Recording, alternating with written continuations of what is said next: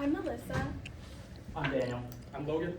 And I'm Jacob Walker, and we are undergraduate researchers for the Parkinson's Project here at the Research and Design program at GCU. What we are studying right now is the effects of Norpsilocin and Metformin on Parkinson's disease models.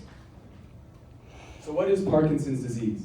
Parkinson's disease is a neurodegenerative condition involving the progressive destruction of dopamine-producing neurons.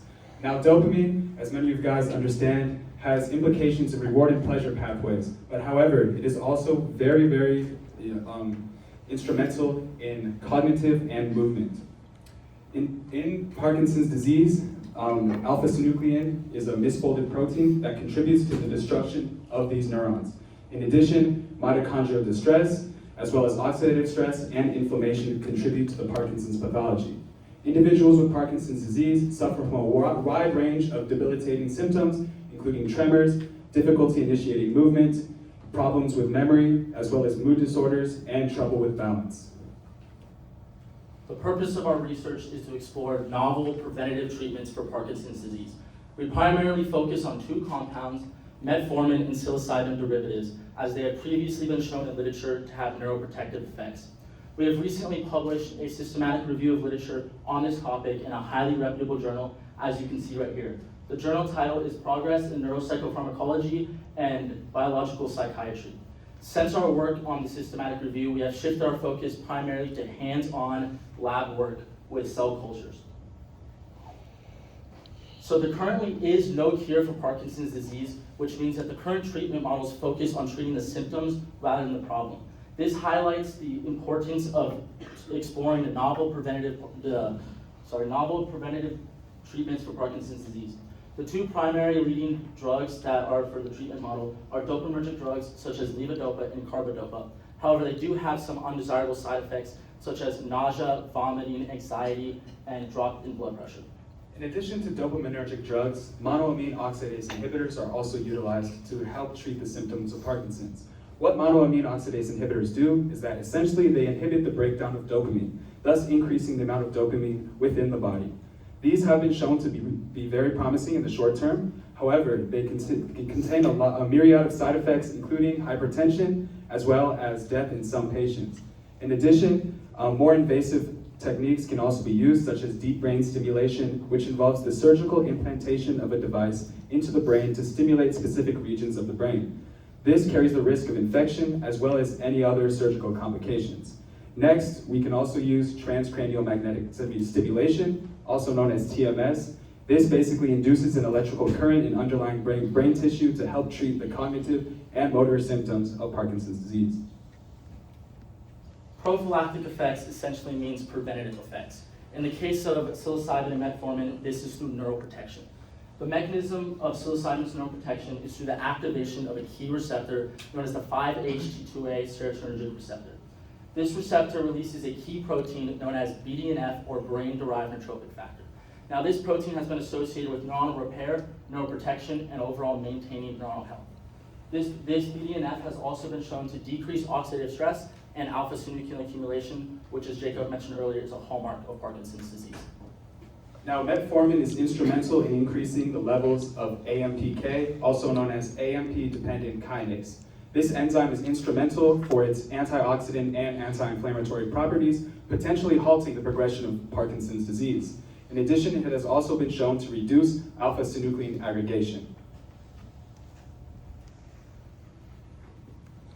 So again, our research focuses on metformin and psilocybin derivatives. So this is psilocybin right here, and then over here, this is norpsilocin, which is the compound that we're actually using in our research because it's a non-DEA classified drug. And as you can see, the structures are extremely similar. The only difference is norpsilocin is missing this group right here.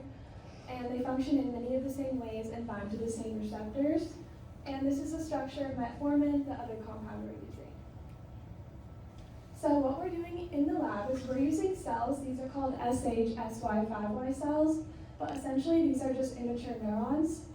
And we add metformin and norpsilocin to the cells, and then we incubate them. And we perform several tests on them to see if the cells are able to survive better.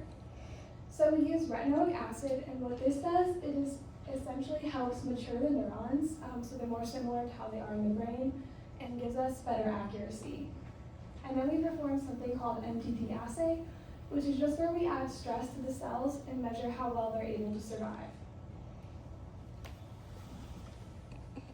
So what we're going to be looking at here on these two slides, these are results, or these two images, these are results from our MTT assay that we have performed. So shown on the left, this is going to be just the control with the addition of our metformin, as well as our Norpsilocin drug. And then the image on the right is the same drugs, metformin and Norpsilocin, but we're utilizing ethanol to induce cellular stress upon our cell line.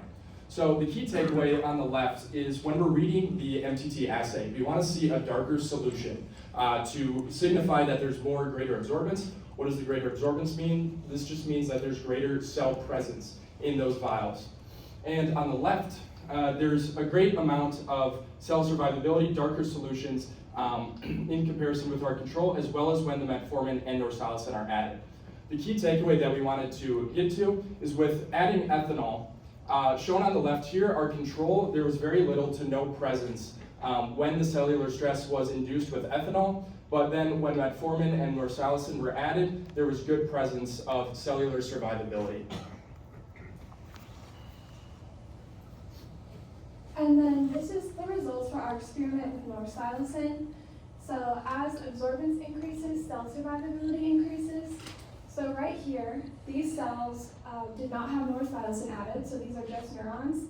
And when we added ethanol and DMSO to induce stress, as you can see, they did not survive very well. And then over here, we added Norpsilocin to the cells, and then we induced stress. And as you can see, they survived much better. The most significant being at 30 micromolars.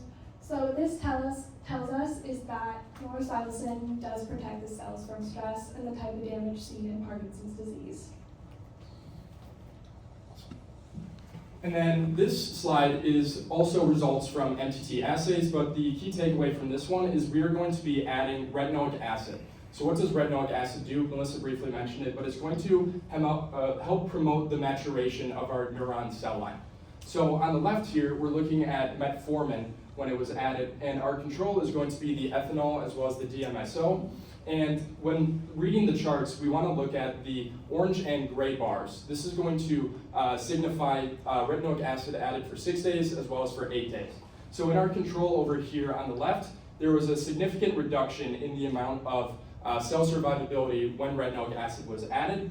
But for metformin at a concentration of 15 micromoles, we're going to see a great increase in these two bars, which just signifies that retinoic acid, as well as in addition to our metformin, is helping to protect our cells. Same thing on the right here, we're going to use the same control, ethanol as well as DMSO. And again, looking at the orange and gray bars here with the retinoic acid, very, very low in our control model. But when Norpsilocin was added, key takeaway was at a concentration of 20 micromoles. There was a significant increase in the cell survivability with retinoic acid. Lastly, we'd like to talk about some of our future research goals that we'd like to implement. First of all would be with rodent models. This would help us to get a systems approach understanding to the effects of Norpsilocin in Parkinson's disease. We utilize different bioimaging as well as biochemical methods, and then a question that we can ask is, can Norpsilocin delay Parkinson's disease progression? At a cellular level, we'd like to investigate the pathways that are triggered by Norpsilocin, and then we can ask the question whether or not it promotes neuroplasticity as well as neurogenesis. I think I can speak for all of us. We're all going to be applying for graduate school. This further undergraduate research on top of what we're already doing would just look really, really good on resumes, and not many other universities offer as wide of a variety of research abilities for us, which looks really, really good.